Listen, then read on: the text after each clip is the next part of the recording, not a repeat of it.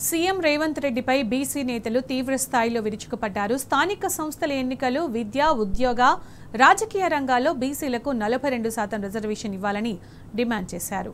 Gun park అమరవీరుల స్తూపం వద్ద బీసీ జనసభ అధ్యక్షులు రాజారాం యాదవ్ అధ్యక్షతన ధర్నా చేపట్టారు.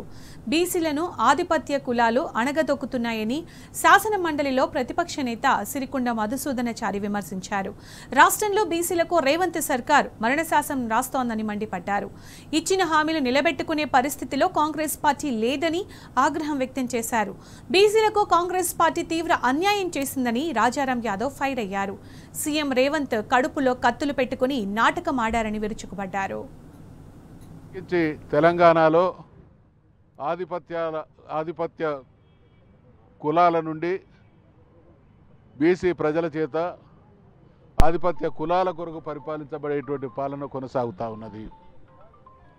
ఈరోజు రేవంత్ రెడ్డి గారు గత 2 సంవత్సరాల పైచిలుకు కాలంలో బీసీల పట్ల చేస్తున్నటువంటి ద్రోహాన్ని బీసీ సమాజం అర్థం చేసుకోవాలి. బీసీలు చేస్తున్నటువంటి ఈ న్యాయసమ్మతమైనటువంటి పోరాటానికి తెలంగాణ సమాజంలో ఉన్నటువంటి ఎస్సీ ఎస్టీలు కూడా సంఘీభావాన్ని వ్యక్తం చేస్తూ ఉన్నారు. తెలంగాణలో బీసీలకు విద్య, ఉపాధి, స్థానిక సంస్థల్లో ఎన్నికల్లో రేవంత్ రెడ్డి ప్రభుత్వం శాశ్వతంగా మరణ శాసనం రాయబోతా ఉన్నది. మన ఓట్ల చేత, మన చేత ఎన్నుకోబడ్డటువంటి ప్రభుత్వమే మనకు మరణ శాసనం కల్పించే రాసేటువంటి పరిస్థితి వస్తే దీన్ని అర్థం చేసుకొని ఎవరైతే మనకు మరణ శాసనం రాసేటువంటి కుట్ర చేస్తూ ఉన్నారో వారికి శాశ్వతంగా మరణ శాసనం రాయాల్సినటువంటి బాధ్యత ప్రతి బీసీ బిడ్డ మీద ఉంది అనేటువంటి విషయాన్ని మనం చేస్తూ ఉన్నాం. మీరు ఇచ్చినటువంటి హామీనే నిలబెట్టుకునేటువంటి స్థితిలో లేకుంటే దేశంలో మరి 78 సంవత్సరాలుగా ప్రజాస్వామ్యం పేరిట కొనసాగుతున్నటువంటి ఈ దేశ రాజ్యాధికారం కొన్ని కులాలు, కొన్ని వర్గాల చేతుల్లో బందీ అయి ఇవాళ 78 సంవత్సరాల తర్వాత ఇచ్చినటువంటి హామీని నిలబెట్టండి బీసీ సమాజం రోడ్డెక్కేటువంటి దుస్థితి కల్పించబడ్డది అనంటే బీసీలను గంజిలో ఈగల్లాగా, కరివేపాకుల్లాగా పరిగణిస్తున్నటువంటి ఈ పాలక వ్యవస్థల కళ్ళు తెరిపిస్తామనేటువంటి హెచ్చరిక చేస్తూ ఉన్నాం. దేశంలో మొదటి నుండి బీసీల కుట్ర, అన్యాయం, అవమానం చేయడమే పాలక పార్టీల ఆధిపత్య కులాల విధానంగా మారింది. ఈ దేశానికి స్వాతంత్రం వచ్చిన తర్వాత ఇప్పటి వరకు కులగణన జరగలేదు, బీసీ మంత్రిత్వ శాఖ లేదు, బడ్జెట్ కేటాయింపులలో న్యాయం లేదు. కులగణన కోసం ఉద్యమించాల్సినటువంటి పరిస్థితి, మంత్రిత్వ శాఖ కోసం పోరాడాల్సినటువంటి పరిస్థితి. దేశానికి విదేశీయుల నుండి స్వాతంత్రం రావడానికి పోరాటం చేస్తే స్వాతంత్రం వచ్చింది, కానీ బీసీలు జరుగుతున్నటువంటి అన్యాయానికి వ్యతిరేకంగా పోరాటం చేస్తే న్యాయం చేసేటువంటి దుస్థితిలో ఈ దేశ వ్యవస్థ, పాలక వ్యవస్థ కొనసాగితే ఇది ఎట్లా ప్రజాస్వామ్యం అవుతుంది అనేటువంటి ప్రశ్న ఉత్పన్నం కాక తప్పదు. మా కడుపులో కత్తులు పెట్టి డైరెక్ట్గా పొడిచిండు రేవంత్ రెడ్డి గారు. కాంగ్రెస్ పార్టీ ఇలా బీసీలకు తీవ్రని అన్యాయం చేసింది. ఆపరేషన్ సక్సెస్ పేషెంటెడ్ కొండను తవ్వి ఎలుకను కాదు కదా, తొండను కాదు కదా, సీమను కూడా పట్టలే రేవంత్ రెడ్డి. బీసీలను మోసం చేసిండు. కడుపులో కత్తులు పెట్టుకొని తిరిగిండు. ఇన్ని రోజులుగా మొత్తం కూడా నాటకం ఆడిండు. ఆ నాటకానికి ఇలా తెరలేపి ఇవాళ 46 ఉన్నటువంటి 46 జీవో తీసుకొచ్చి బీసీలకి కేవలము ఇలా 22% మాత్రమే రిజర్వేషన్ ఇచ్చే పరిస్థితి రేవంత్ రెడ్డి గారు తీసుకొచ్చిండు. ఈరోజు కాదు, కాంగ్రెస్ పార్టీ మొదటి నుంచి కూడా వాళ్ళ తాత నెహ్రూ నుంచి మొదలుకొని, ఇందిరాగాంధీ మొదలుకొని, రాజీవ్ గాంధీ మొదలుకొని, సోనియా గాంధీ వరకు ప్రతి సందర్భంలో కాంగ్రెస్ పార్టీ మోసం చేసింది. ఇలా బీసీలను చెప్పుకుంటుంటే నరేంద్ర మోడీ గారు ముచ్చటగా 3వసారి ప్రధానమంత్రి అయ్యిండు. ఆర్టికల్ 370ని ఒక కలం పొడితోటి తీసి ఎత్తిపడేస్తాడు, ట్రిపుల్ తలాక్ను తీసి ఎత్తిపడేస్తాడు. కానీ బీసీగా పుట్టి బీసీలకు రిజర్వేషన్ ఇవ్వడం కోసము ఆయనకు మనసు ఒప్పది. అదే ఈడబ్ల్యూఎస్ రిజర్వేషన్ తీసుకొస్తాడు ఆగ మేఘాల మీద. కానీ బలహీన వర్గాల మీద ఎందుకంత కోపం మరి నరేంద్ర మోడీ గారికి, రాహుల్ గాంధీ గారికి అనే విషయాన్ని మనం తెలుసుకోవాల్సిన అవసరం ఉంది.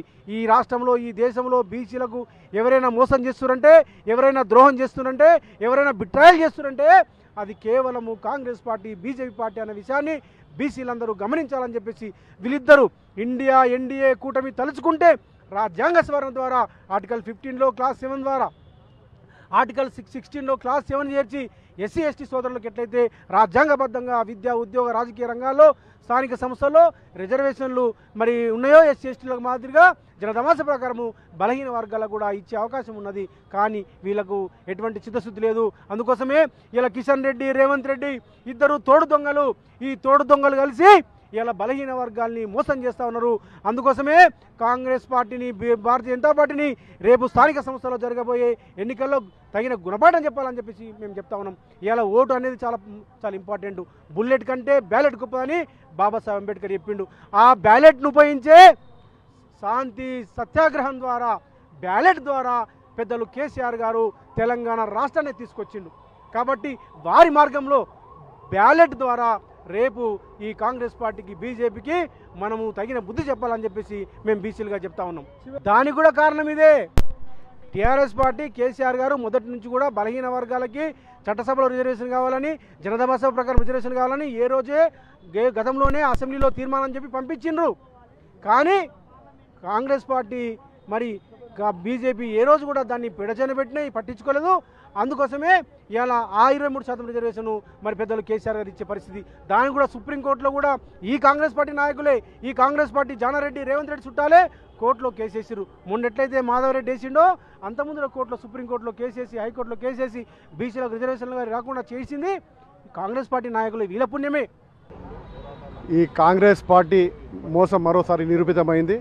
ఈ రేవంత్ రెడ్డి సర్కార్ కామారెడ్డి డిక్లరేషన్లో హామీలు వేయడం జరిగింది. 56 హామీలు వేయడం జరిగింది. ఏ ఒక్క హామీని కూడా నెరవేర్చలేకపోయింది. ముఖ్యంగా 2023 ఎలక్షన్ దృష్టిలో పెట్టుకొని బీసీలందరినీ కూడా మోసం చేయడం జరిగింది. కాబట్టి బీసీలందరం కూడా ఏకీకృతమై ఈ గన్ పార్క్ దగ్గర శాంతియుత ధర్నా మేము ఏర్పాటు చేయడం జరిగింది. ఎందుకంటే ఇప్పుడు వస్తున్న ఈ యొక్క పంచాయతీ ఎన్నికల్లో దృష్టి పెట్టుకొని 42% రిజర్వేషన్ తీసుకొచ్చి ఇంప్లిమెంట్ చేద్దామని మళ్ళీ కోర్టులో కేసేసి విత్డ్రా చేయడం జరిగింది. ఇది తెలుసు. ఎందుకంటే బీహార్లో నితీష్ కుమార్ గవర్నమెంట్ 2025 మొన్న 2023లో సేమ్ పాలసీ వాళ్ళు 65% బీసీలకు రిజర్వేషన్ ఇచ్చి మళ్ళీ హైకోర్టు ద్వారా విత్డ్రా చేయడం జరిగింది. ఎందుకంటే సుప్రీంకోర్టు డైరెక్షన్ ప్రకారం 50% పరిమితి మించకూడదు రిజర్వేషన్లో అని కేవలం ఒక సాకుతో ఈ యొక్క అమలు బీసీలకు సేమ్ పాలసీ నితీష్ కుమార్ ప్రభుత్వం ఏదైతే 2023లో చేసిందో సేమ్ అదే విధంగా మన యొక్క రేవంత్ రెడ్డి సర్కార్ బీసీలకు రిజర్వేషన్ ఇవ్వాలని చిత్తశుద్ధి లేదని ఇక్కడే తేలిపోతూ ఉంది. ఎందుకంటే బీసీలు అత్యధికులం కాబట్టి అమాయకులను చేసి వీళ్ళు మరోసారి మోసం చేయడం జరిగింది. ఇవాళ చట్టసభలలో రేవంత్ రెడ్డి ఏదైతే రిజర్వేషన్ చెప్పిండో అది అసాధ్యము, సాధ్యం కాంది. ఒకవేళ సాధ్యం అయితే ఆయన చేయించాలి. కానీ అది కేవలం గుమ్రా చేస్తూ ప్రజలను మభ్యపెడుతూ, బీసీ ప్రజలను మభ్యపెడుతూ, బీసీ ప్రజలకు ఒక కేవలం అమాయకులు అనుకుంటూ, బీసీ ఓట్లను దండుకుంటూ ఇవాళ ఎంత అన్యాయం అంటే ఇవాళ లోకల్ బాడీస్కి వెళ్ళి ఆయన 46% బీసీలకు రిజర్వేషన్ అంటున్నాడు. అది అది పార్టీ సింబల్ మీద అయ్యే ఎన్నికలు కావు.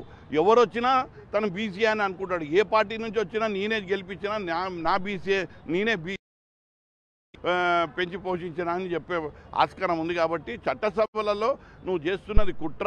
ఈ కుట్రను మా బీసీ ప్రజలు ఎండగడతారు, అర్థం చేసుకున్నారు.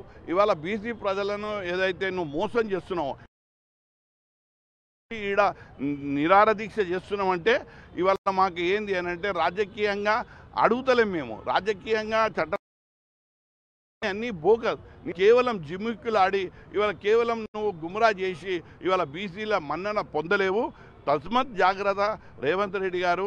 మీరు రాజకీయ చాణక్యులు ఉండొచ్చు, మీకు అదృష్టం కలిసి రావచ్చు, కానీ ఎప్పుడూ అన్ని వేళల్లో అందరినీ మోసం చేయలేరు.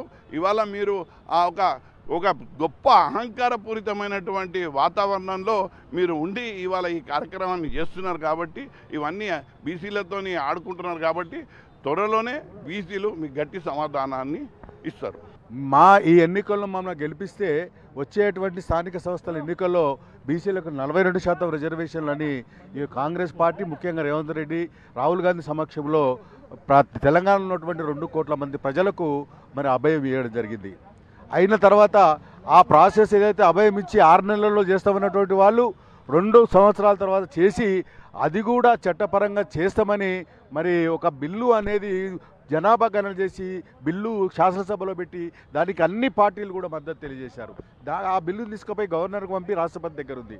రాష్ట్రపతి దగ్గర ఉన్న బిల్లును మరి అమలు కావాలి, పార్లమెంట్లో పెట్టాలంటే రేవంత్ రెడ్డి ఏం చేయాలి? రేవంత్ రెడ్డి రాష్ట్రంలో ఉన్నటువంటి అన్ని ప్రధాన రాజకీయ పార్టీలను, అదేవిధంగా విద్యార్థి సంఘాల నాయకులను, బీసీ సంఘాల నాయకులను కలుపుకొని తీసుకుపోయి ఢిల్లీకి పోవాలి, ప్రధానమంత్రి దగ్గరికి వెళ్ళాలి.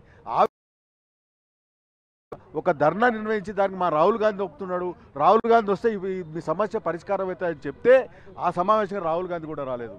ఆ విధంగా చేసినప్పుడు రేవంత్ రెడ్డి తర్వాత ఏం చేశాడంటే ఇక్కడ హైదరాబాద్కు వచ్చిన ఆర్డినెన్స్ జారీ చేశారు, తర్వాత మళ్ళీ జీవో ఇచ్చాడు.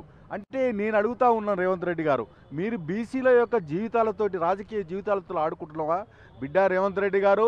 ఒకవేళ బీసీలు నిజంగా చిత్తశుద్ధి ఉంటే మీ రాహుల్ గాంధీ పార్లమెంట్లో ఒక మాట మాట్లాడలేదు బీసీల గురించి. అదేవిధంగా అదే బీహార్ ఎన్నికల్లో ఓటు చోరు అని, అదేవిధంగా బీహార్ ఎన్నికల్లో తెలంగాణలో 42% అమలు చేస్తున్నటువంటి ఒక తప్పుడు ప్రకటన చేశాడు మీ రాహుల్ గాంధీ. ఈ విధంగా మీరు మోసం చేశారు, మీ రాహుల్ గాంధీ మోసం చేశారు. ఈ విధంగా ఒకటే చెప్తున్నాను కాంగ్రెస్ ప్రభుత్వాన్ని, మీకు చిత్తశుద్ధి ఉంటే 46 జీవోను వెంటనే రద్దు చేసుకొని బీసీలకు న్యాయం చేయండి, అప్పుడే ఎన్నికలు పోండి. లేకపోతే మీ కాంగ్రెస్ ప్రభుత్వాన్ని ఖచ్చితంగా బీసీలు ఓడిస్తారు. చట్టబద్ధంగానే 42% అమలు చేస్తాని చావు కబురు చల్లగా చెప్పింది, మొత్తం సమాజాన్ని మోసం చేసిన పరిస్థితున్నది. గత 2 సంవత్సరాలుగా వాళ్ళు ప్రణాళికలో పెట్టిన విధంగా అమలు చేస్తామని ఇవాళ ఈ పరిస్థితి తీసుకొచ్చింది. మొత్తం బీసీ సమాజం ఇవాళ అత్యంత విషాదభరితంగా, దుఃఖపూరితంగా ఉన్న పరిస్థితున్నది. ఇవాళ పరిస్థితి ఏమైందంటే పార్టీ తరఫున 42% అంటే ఒక పార్టీ బీసీ నిలబెట్టిన కాడ ఇంకో పార్టీ రెడ్డి నిలబడుతుంది. లేదు, ఒక పార్టీయే బీసీ నిలబెడితే అదే పార్టీకి సంబంధించిన రెడ్డి ఖచ్చితంగా మళ్ళీ రెబల్గా చేసే అవకాశం ఉంటుంది.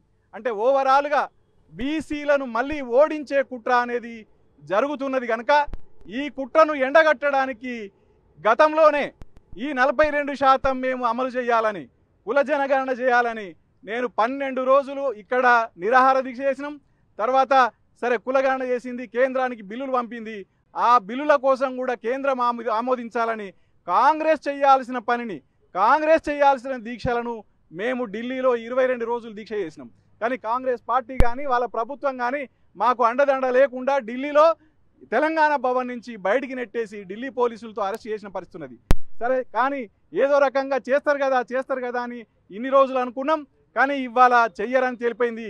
ఇంకా 2 నెలలు వాళ్ళు ఒక 3 లక్షల కోట్ల బడ్జెట్ అన్న కాడ 3,000 కోట్లు కారణం చూపిస్తూ 3,000 కోట్లు అనేది పెద్ద విషయం కాకుండా 3,000 కోట్లు కేంద్ర నిధులు మురిగిపోతాయని చెప్పేసి వాళ్ళు ఇలా ఎన్నికలు పెడుతుండ్రు. అయ్యా 103వ రాజ్యాంగ సవరణ తర్వాత 10% రిజర్వేషన్ ఈడబ్ల్యూఎస్ అమలు చేయడం కోసం Janhit Abhiyan versus union of India మొన్ననే తీర్పిచ్చింది. ఆ తీర్పు 50% దాటిన 10% ఇస్తున్నాం, 60% దాటుతుంది కాబట్టి 50% నల్లని వేయడం నుంచి 50% నల్లబడి వేయడం తర్వాత 60% ఇస్తేంది, 80% ఇస్తేంది, 90% ఇస్తేంది, 100% ఇస్తే తప్పైంది అంటున్నా. మీరే అన్నారు కదా జాన్విద్ అభియాన్ వర్సెస్ యూనియన్ ఆఫ్ ఇండియాలో 10% రిజర్వేషన్ ఈడబ్ల్యూఎస్కి ఇస్తున్నప్పుడు లేని 50% నిబంధన బీసీలకు 42% ఇస్తే వచ్చిందా మోసం? దేనికి వస్తుంది?